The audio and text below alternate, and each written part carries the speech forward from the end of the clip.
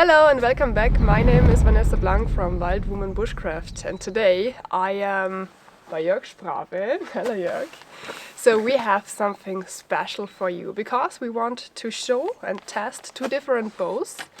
We will show you all their features, and later we think it would be great to have simulate small survival situation and we try this bow out if they are also great for hunting and why. So if you are interested, stay tuned.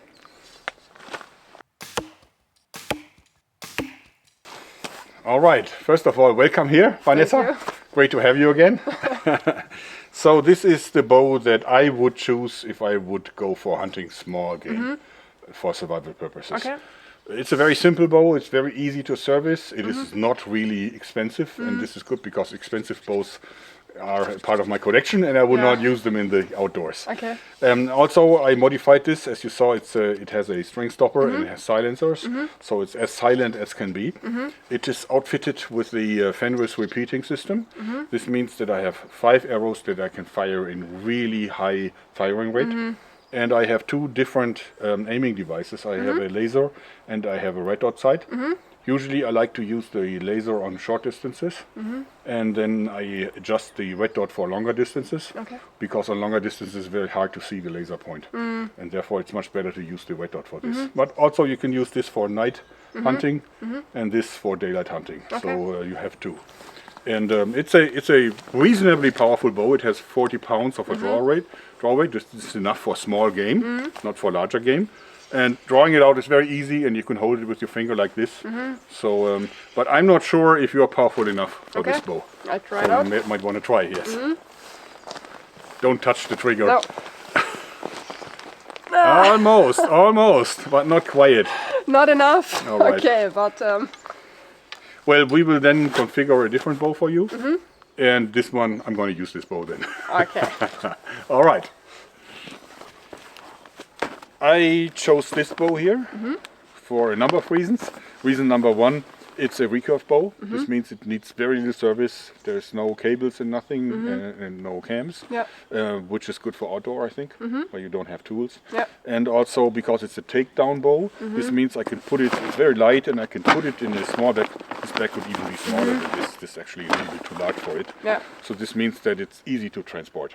And therefore I chose it. So let's unbox it. So this is the riser of the bow, and I already attached the lower limb set here, and I'm using the thumb screws. I also upgraded this bow with a homemade wooden and with a little bit of rubber string stopper, and this is to make the bow more silent, since for target shooting it's irrelevant how loud it is, but for hunting obviously you want it to be as silent as possible. So here you put the limb set in here, and the screw is really long, which is necessary because first of all you can use it to have an impact on the draw power of the draw resistance of the bow. So if you fully screw it down, then it has maximum power, and you can loosen it a bit if you want less power. But also because all the forces are really concentrated in here. So this needs to be a very solid thing. Okay, so the next what we can do is we can put the string on. Here's the string, and as you can see, I already put silencers in here. And this is also done to reduce the loudness, the volume of this thing. So you put this in here. Okay, so. Jetzt kann man das hier biegen und dann oben drüber ziehen. Und dann, wie durch Zauberhand, ist die Sehne gespannt. Das ging ja fix. Ja. And now you can see here that the string stopper with the little rubber piece in here stops the string, so that it prevents the string from vibrating very much. So this is actually very important, essential, if you want to silence a bow. So as you see, it is really easy to install the FENRIS because it's just between these rollers. And the only thing you have to do is we have to remove this thumb screw here, and then you can slide it in, and once the string is in the slot, you attach the trigger part again, tighten this, and then you are in business. You can easily draw out the bow and hold it like this, and if you want to shoot, You just have to press on the release. Okay, I don't thought that you can fix it in such a short time. Yeah, that's the advantage of a takedown. And of course, as you saw, I didn't use any tools. It's just all hand. Yeah. So everything that you need is in this box, in this little thing here. And now this thing is ready for some action. And you have a white dot sight, and you also have a laser sight. Okay. See? Yeah. Okay.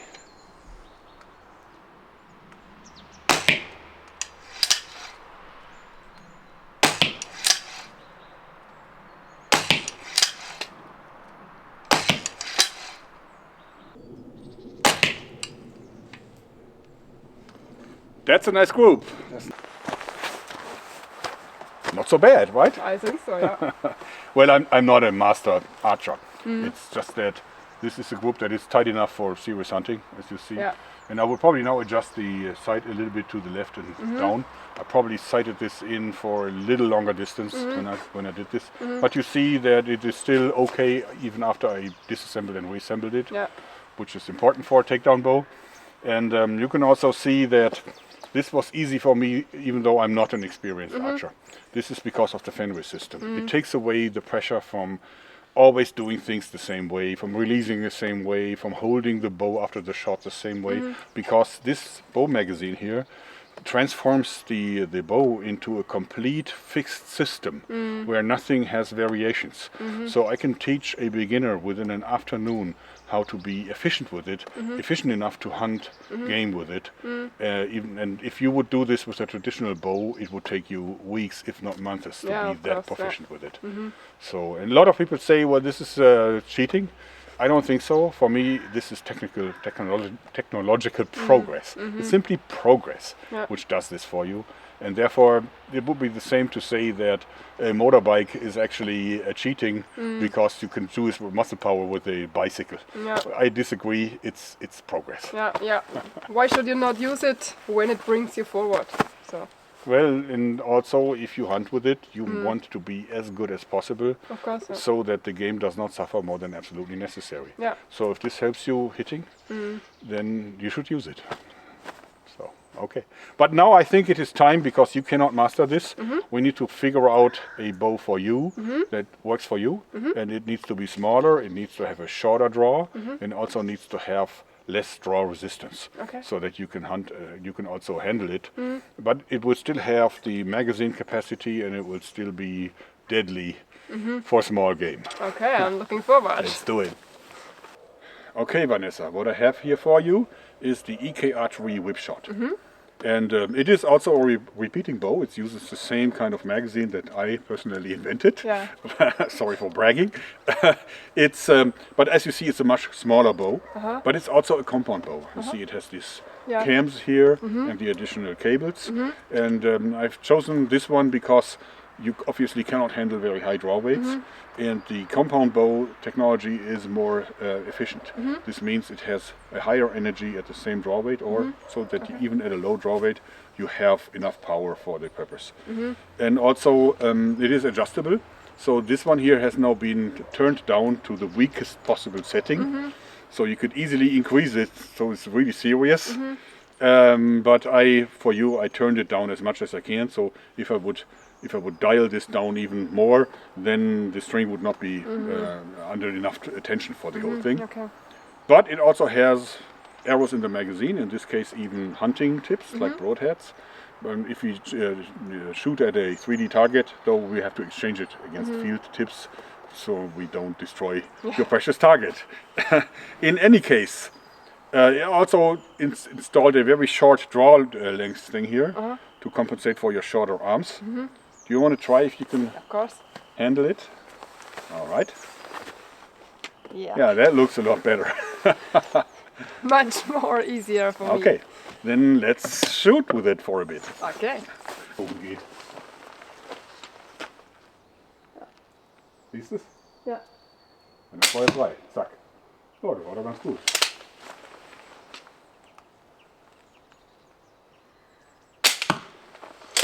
Du kommst ein bisschen links ab, aber das können wir korrigieren. Kein Problem. Das war richtig gut.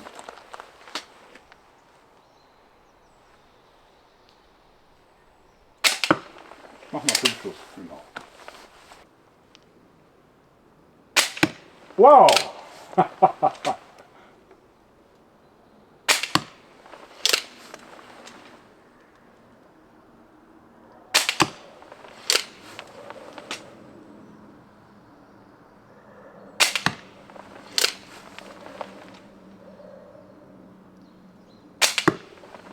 Super! Okay, yeah. Well, it could be better, Well, but it's pretty good. I mean, this one was a little bit of an exception, but this is a really tight group. All we have to do is we have to adjust the aiming system, the red dot sight, a little bit to the right, maybe a touch up, and then you're in business. okay. And then I think it's time to go into the woods. Ah, Shall we? sounds good. Gut. So, dann machen wir Stopp, dann lade ich mal das Ding neu. Okay, so enough for now. It was a lot of fun. I really enjoyed, of course. I wish I would be a little bit fitter to shoot a little bit better, but I think with a lot of... I think you actually did pretty good. I mean, given that this was your first archery lesson, you've been hitting really good. And I think we got our equipment all set up. So I actually have a really good feeling about this now. Yeah, so I just had to try to have a little bit more praxis and a little bit more muscles, and then everything will work fine. So it is not, this video doesn't not stop here, because we make a second one where we are shooting at the forest behind us. We are simulating a survival situation and tried those bows out, how good they are for hunting. So if you want to see it, stay tuned and click also in the next video. Thank you, Jörg. Bye bye. And Bye. thank you too.